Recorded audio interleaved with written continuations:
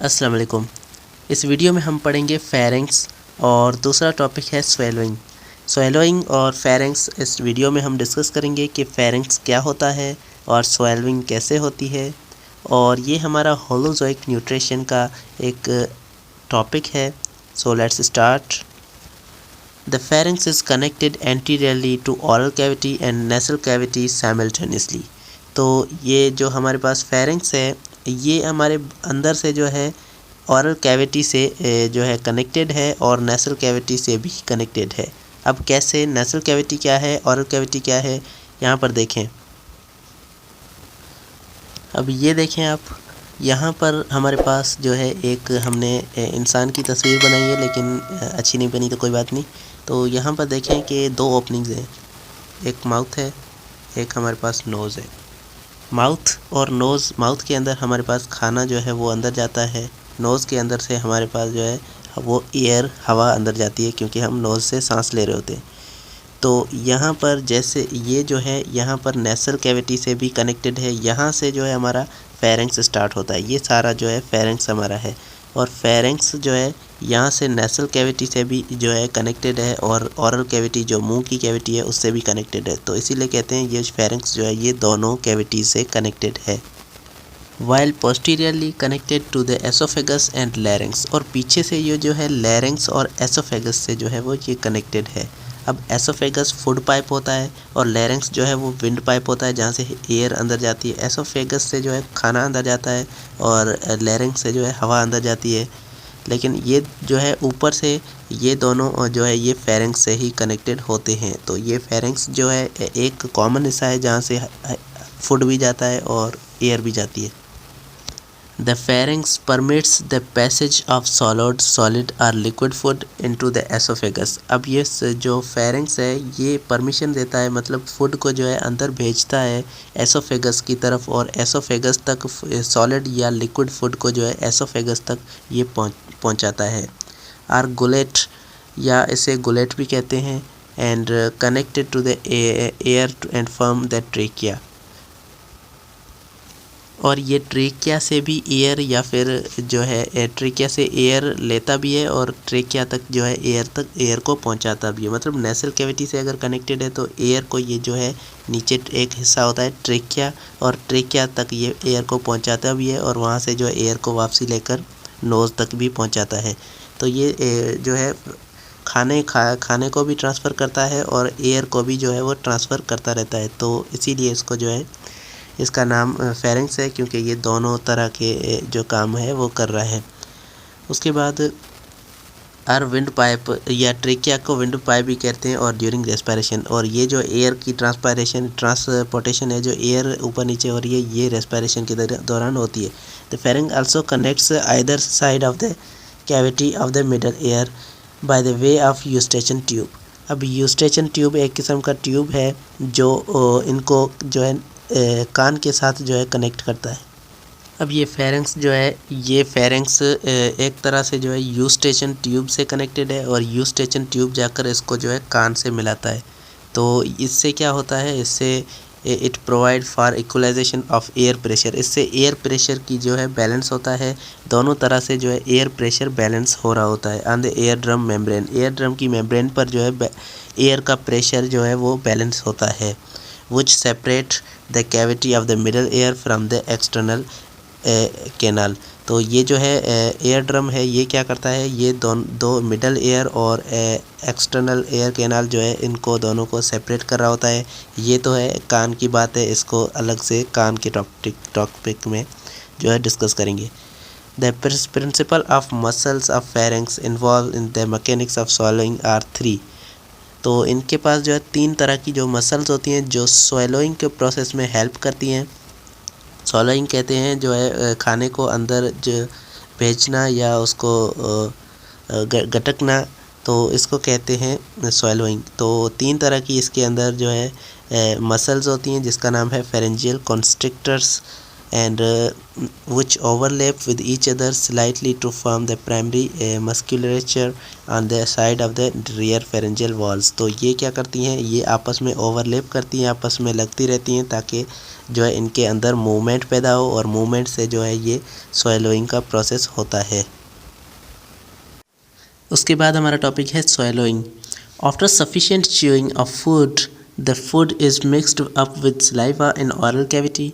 अब यहाँ पर क्या हो रहा है, फूड जो है वो कम्प्लीटली च्यू हो चुका है, चबाया जा चुका है। अब उसके साथ जो है सलाइवा वो भी मिक्स हो चुका है ओरल कैविटी के अंदर। The food you ingested become soft lubricated बाल लाइक स्ट्रक्चर कॉल्ड बोलस। अब जो खाना हम माउथ में इंजेस्ट कर चुके हैं, अंदर जो डाल चुके हैं, वो एक किस्म का लुब्रिकेटेड सॉफ्ट बन जाता है और एक चुप सा जो है वो मटेरियल बन जाता है, एक बाल की तरह बन जाता है, उसे बोलस कहते हैं। उसका जो नाम है वो अब बोलस है। अब ये बोलस क्या है, ये खाने का एक टुकड़ा है जो हमने खाया है। It is pushed behind by tongue into the pharynx. अब ये जो है ये हमारी ज़बान की मदद से अंदर को पुश किया जाएगा, अंदर जाएगा, उसको पुश किया जाएगा फेरिंग्स की तरफ, क्योंकि ज़बान के आगे हमारी ओरल कैविटी के आगे पहला हिस्सा जो है वो फेरिंग्स आता है। The process is termed as swallowing. इस प्रोसेस को जो टंग की मदद से फेरिंग्स के अंदर खाना दाखिल किया जाता है, इस प्रोसेस को स्वैलोइंग या इसे डिग्लूटिशन कहते हैं। It is a voluntary process. ये क्या है, वॉलेंट्री प्रोसेस है, मतलब हमारी ये कॉन्शियसनेस में होता है, हमें पता चल रहा होता है कि अब ये स्वैलोइंग हो रही है, हम उसे अंदर जाने की इजाज़त देते हैं, अब अपनी ज़बान की मदद से उसे अंदर भेजते हैं।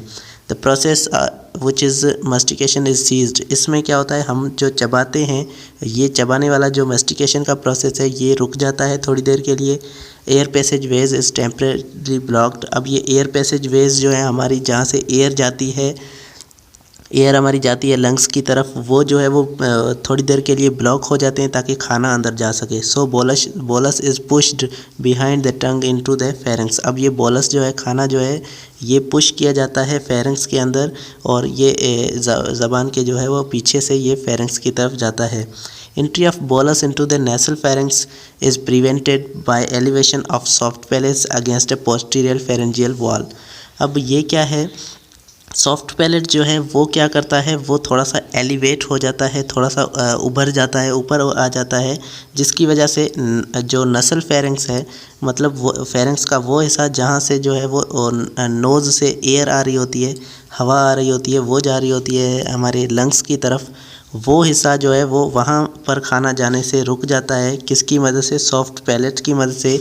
और ये जो हमारी फेरिंग्स की जो वाल्स हैं उसके अगेंस्ट जो है सॉफ्ट पैलेट खड़ा हो जाता है, वहाँ से जो है उभर कर वहाँ तक आ जाता है।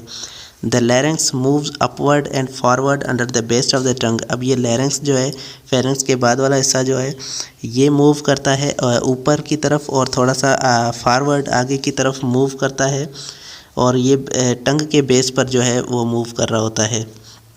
टंग हमारी जो ज़बान है उसके अंडर, उसके नीचे जो है ये मूव कर रहा होता है। एपिग्लोटिस, वहाँ पर एक छोटा सा लिड लाइक स्ट्रक्चर होता है, छोटा सा एक कवर होता है, छोटा सा एक पर्दा होता है, वो लिड लाइक स्ट्रक्चर है, उसे एपिग्लोटिस कहते हैं।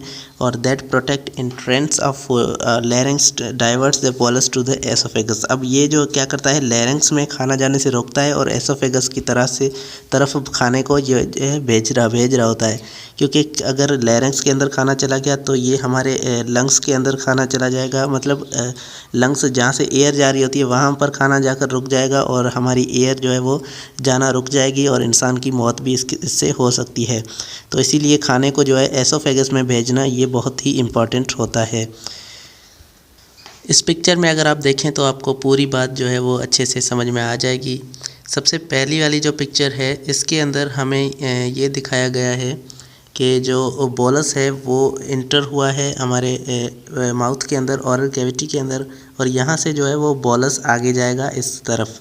यहाँ पर हमें दो चीज़ें नज़र आ रही हैं, दो पाइप्स हमें नज़र आ रहे हैं। पहला पाइप, ये जो आपको बड़ा सा पाइप नज़र आ रहा है, और ये पाइप कहलाता है हमारा जो लैरिंग्स है, उसके आगे लैरिंग्स जो है जो हमें लेकर जाता है लंग्स की तरफ, एयर जहाँ से एयर अंदर जाती है, ये वाला हिस्सा हमारा पहला पाइप है। दूसरा पाइप जो एसोफेगस है और यहाँ से जो है हमारा खाना इंटर होगा।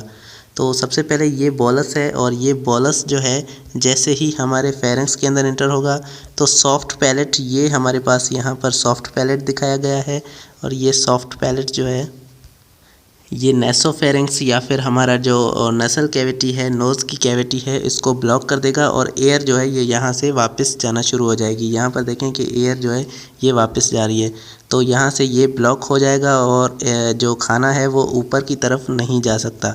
अब ये खाना यहाँ से नीचे की तरफ आएगा और नीचे की तरफ हमें जो पहला जो यहाँ पर पाइप था वो आपको दिख रहा है कि वो लैरिंक्स था, इसीलिए यहाँ पर एक लिड लाइक ये आपको जो स्ट्रक्चर नज़र आ रहा है ये लिड लाइक स्ट्रक्चर है, इसे एपिग्लोटिस कहते हैं। और ये एपिग्लोटिस जो है जैसे ही यहाँ पर खाना आकर गिरता है तो ये एपिग्लोटिस जो है वो बंद हो जाता है और यहाँ से जो है खाना एसोफेगस के अंदर जो है इंटर हो जाता है। तो ये सारा प्रोसेस हमारा स्वैलोइंग का प्रोसेस कहलाता है। उम्मीद है आपको ये पूरा लेक्चर जो है अच्छे से समझ में आ चुका होगा। वीडियोज़ आजकल कम आ रही हैं तो वो थोड़ा सा हमारा मसला था घर का। इंशाल्लाह हम जल्द ही इस चैप्टर को कंप्लीट करके अगला भी चैप्टर